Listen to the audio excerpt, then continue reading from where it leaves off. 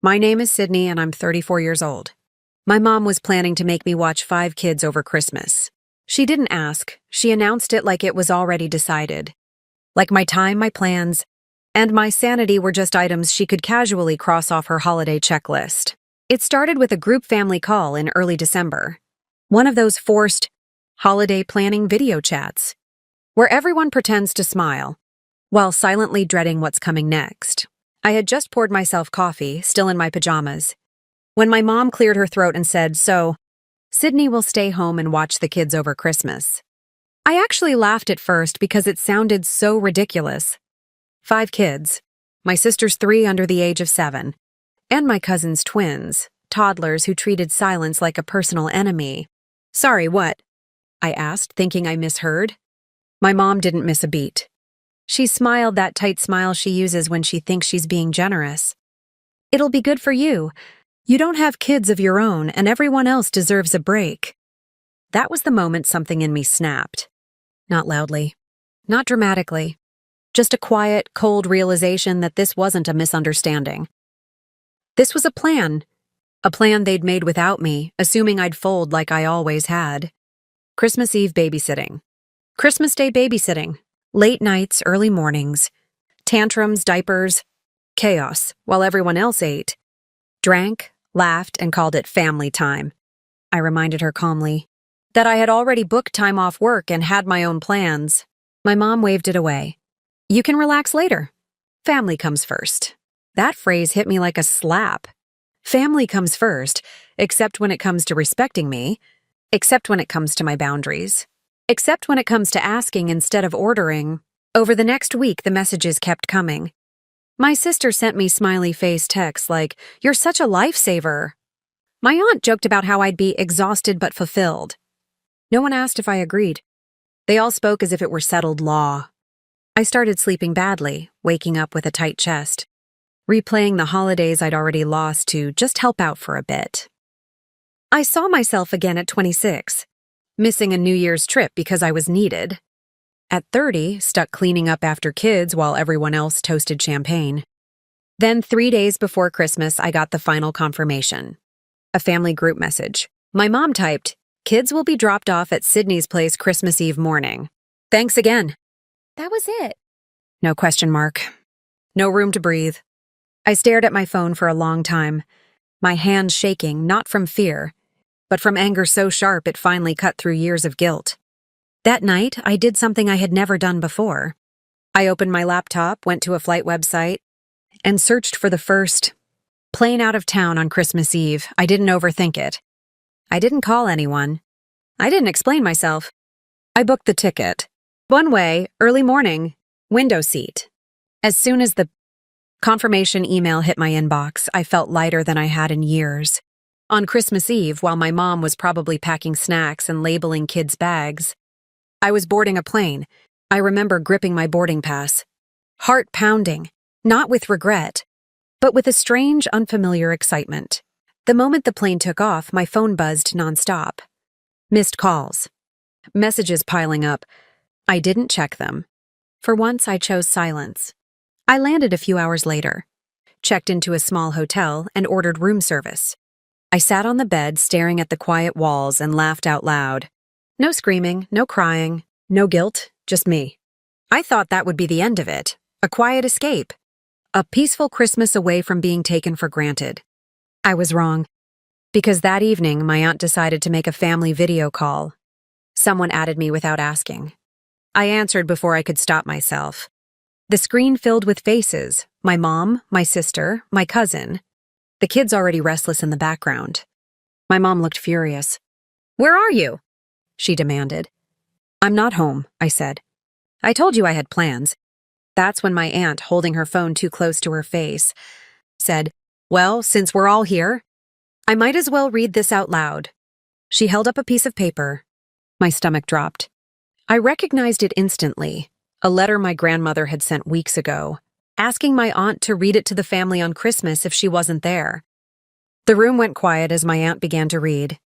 Halfway through, my sister's smile disappeared. My mom's face went pale. Someone gasped. Another whispered, "What?" My aunt's voice shook as she continued. her eyes darting between the page and the screen.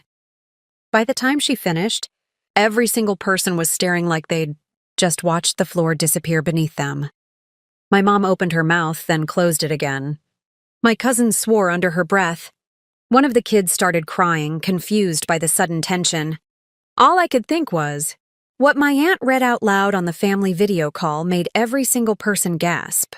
I heard my sister say, "This can't be happening." My mom finally whispered, "What? This can't be happening!"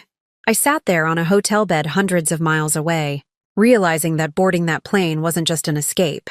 It was the first move in something much bigger, and none of them saw it coming.